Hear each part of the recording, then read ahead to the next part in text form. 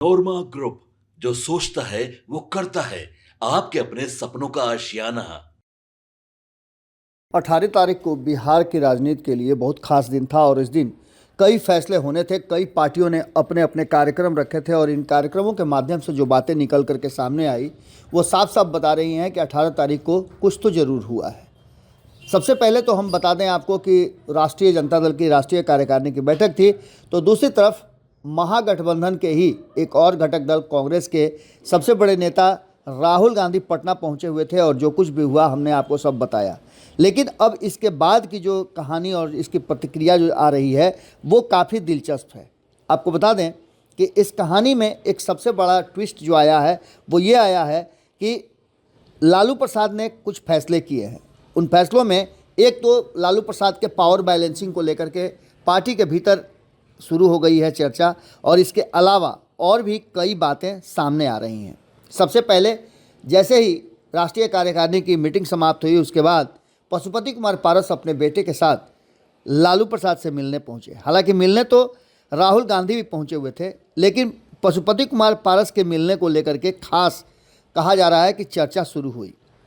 अब इस पूरी कहानी में पार्टी के प्रवक्ता श्रवण कुमार अग्रवाल हैं। उन्होंने कहा कि अलौली की जनता यशराज को अगले विधानसभा चुनाव में लड़ाना चाहती है। वैसे पार्टी में इसका निर्णय संसदीय बोर्ड करता है और वही करेगा। फिलहाल आपको बता दें कि 243 सीटों पर चुनाव लड़ने की तैयारी हो रही है, ऐसी बातें भी कही गई थी। लेकिन इन सारी बातों में सबसे बड़ी बात जो सामने आई वो ये है कि लालू प्रसाद दही चूड़ा के भोज में पशुपति कुमार पारस के यहाँ जाते हैं और उसके बाद पशुपति कुमार पारस का बयान भी आता है। उनके पुत्र भी लालू प्रसाद से आशीर्वाद लेते हैं और ये सब कुछ होने के बाद आपको याद होगा कि जब पार्टी का स्थापना दिवस मनाया जा रहा था उस समय भी अपने बेटे यशराज को सामने लाए थे। हालांकि कार्यक्रम भव्य करने की तैयारी जरूर थी, लेकिन पता नहीं कहाँ मिस्टेक हो गया कि कार्यक्रम भव्य तो नहीं हुआ लेकिन लॉन्चिंग उन्होंने करा दी। पशुपति कुमार पारस की राजनीतिक विरासत उनके पुत्र यशराज को सौंपने को लेकर के मंथन शुरू हो गया था और ये बातें हमने आपको तब भी बताई थी। अब इस कहानी का एक सबसे बड़ा प्लॉट ये है कि जो वर्तमान परिस्थिति बनी है कि राष्ट्रीय लोजपा फिलहाल न एनडीए का हिस्सा नज़र आ रही है न महागठबंधन का। ऐसे में पटना में जो स्थिति 19 और 20 नवंबर को देखने को मिली थी उसके बाद से अब एक बार फिर से 15 तारीख को ये दोस्ती खास करके शुरू होकर के शिफ्ट हो जाती है महागठबंधन के तरफ। जब ये महागठबंधन की तरफ शिफ्ट हुई उसके बाद से अब चर्चाएं खूब होने लगी। चर्चा इस बात को लेकर के भी थी कि क्या चिराग पासवान से टक्कर लेने के लिए महागठबंधन या फिर कहा जाए तो लालू प्रसाद ने ये प्लान बनाया है और इस प्लान के तहत वो पशुपति कुमार पारस को अपने साथ रख करके एक खास वोट बैंक पर और चिराग पासवान को डराने का काम करेंगे। इन सारी बातों को लेकर के हम आपको बताते हैं कि अब जबकि दोनों की दोस्ती होती हुई नज़र आ रही है और इस पर कई बार चर्चा भी हो गई है, इस पर एक तरह से समझिए तो मुख्य रूप से स्वीकृति भी मिल गई है कि महागठबंधन में पशुपति कुमार पारस की एंट्री हो रही है।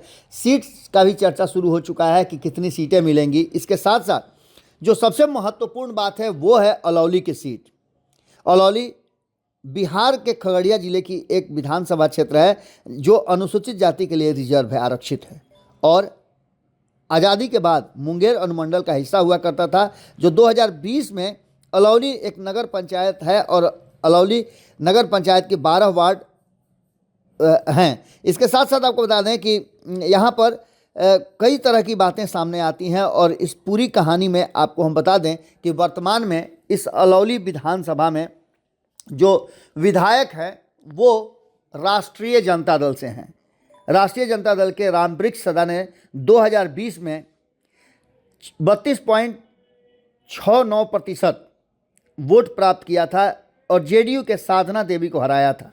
लोजपा के रामचंद्र सदा इसमें तीसरे नंबर पर रहे थे। बहुमत की बात करें तो 2773 वोटों से वो जीते थे और ये जीत कहीं ना कहीं इस बात की तरफ इशारा करती है कि राष्ट्रीय जनता दल का यहाँ दबदबा रहा। लोक जनशक्ति पार्टी के जो संस्थापक हैं या फिर इस सीट से कई बार चुनाव लड़ चुके हैं खुद पशुपति कुमार पारस। अगर बात करें हम तो 2015 में भी पशुपति कुमार पारस इस सीट से चुनाव लड़े थे, लेकिन वो चुनाव हार गए थे। यहाँ राजद के चंदन कुमार, यानी पिछली बार भी चंदन कुमार का ही दबदबा रहा और 70,000 वोट प्राप्त किए थे, 70,000 से अधिक, 51% से ज़्यादा उन्हें वोट मिले थे। तो वहीं पशुपति कुमार पारस यहाँ से चुनाव जो लड़े थे उनको 46,000 वोट मिले थे, यानी 33% से कुछ ज़्यादा। हार जीत का आंकड़ा भी बहुत ज़बरदस्त रहा था। इन पूरी कहानियों को अगर देखें तो बहुत सारी बातें सामने नज़र आती है। इस पूरी कहानी का एक प्लॉट ये भी है कि कहीं ना कहीं आपको बता दें कि जैसे ही पशुपति कुमार पारस की नज़दीकी बढ़ने लगी है राष्ट्रीय जनता दल से, वैसे ही रामवृक्ष सदा की बेचैनी बढ़ने लगी है। ये दोनों ही बातें आप अच्छी तरह से समझ सकते हैं, क्योंकि आप जानते हैं कि इस कहानी का क्या आगे का जो रास्ता है वो हो सकता है। पार्टी के भीतर लालू प्रसाद के फैसले और पावर शिफ्टिंग को लेकर के कहीं ना कहीं जो वर्तमान परिस्थिति बनी है, उस परिस्थिति में एक बात तो साफ नज़र आ रही है कि कहीं ना कहीं इस कहानी का एक और जो प्लॉट है वो ये है कि पशुपति कुमार पारस के आने के बाद राष्ट्रीय जनता दल के भीतर भी काफ़ी कुछ देखने को मिलेगा और राष्ट्रीय जनता दल के भीतर हंगामा हो सकता है।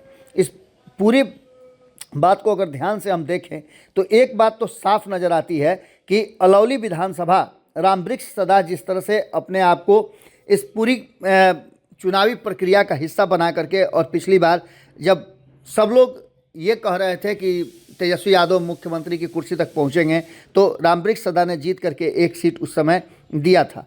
अब ऐसी स्थिति में एक बात तो साफ नज़र आती है कि अगर लालू प्रसाद का ये फैसला सही में होने वाला है कि जिससे कि वो ये सीट जो है वो देना चाहते हैं पशुपति कुमार पारस और पशुपति कुमार पारस के पुत्र को, तो ऐसे स्थिति में अपने बेटे को विरासत सौंपने के इंतज़ार में पशुपति कुमार पारस के लिए भी ये बेहतर मौका होगा। पिछली बार जब अलौली में इन सारी चीज़ों को सामने रखा गया था तो कहीं ना कहीं एक बात तो साफ नज़र आई थी कि इस सीट पर अपने बेटे के लिए, मुस्कान के लिए तैयारी शुरू कर चुके थे पशुपति कुमार पारस। अब जो वर्तमान परिस्थिति बनी है उसमें पिछले 2 बार से इस सीट पर चुनाव जीतती आ रही है राष्ट्रीय जनता दल, और इस बार भी राष्ट्रीय जनता दल का ही कब्जा था। ऐसी स्थिति में अगर पशुपति कुमार पारस को ये सीट मिलती है तो पार्टी के भीतर विद्रोह होना लाजमी है।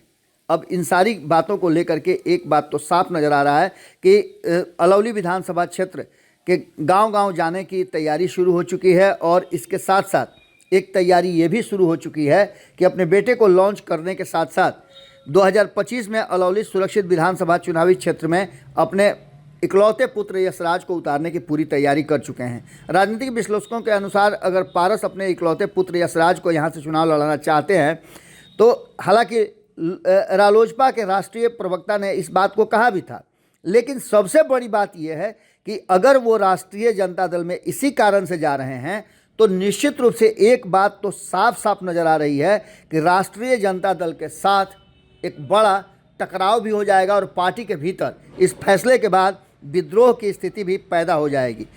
कल ही एक निजी चैनल से बातचीत करते हुए रामवृक्ष सदा ने अपनी बात को रखा है और उन्होंने स्पष्ट कर दिया है कि अब देखना होगा कि क्या पार्टी फैसला करती है। हालांकि उन्होंने अभी कोई तल्ख बात नहीं कही है, लेकिन जिस तरह का उनका एंगल था और जिस तरह से वो बात कर रहे थे उससे साफ लग रहा था कि कहीं ना कहीं उनके मन में अब ये बात बैठ गई है और इसके लिए वो कोई बड़ा फैसला ले सकते हैं। देखना दिलचस्प होगा कि 28 नवंबर को शहरबन्नी में लोजपा के स्थापना दिवस कार्यक्रम के साथ साथ उसी दिन स्मृति से केंद्रीय मंत्री रामविलास पासवान और रामचंद्र पासवान की प्रतिमा का भी अनावरण किया गया था, और इसको एक भव्य कार्यक्रम बना करके अपने पुत्र को लॉन्च करने के लिए पशुपति कुमार पारस ने कार्यक्रम किया था। और दूसरा सबसे महत्वपूर्ण बात कि 15 तारीख को लालू प्रसाद का उनके दही चूड़ा में जाना और 19 तारीख को, माफ़ कीजिएगा 19 तारीख को जा करके उनको धन्यवाद देना कि वो उनके यहाँ आए और पुत्र के साथ जब अलौली की सीट की चर्चा होने लगती है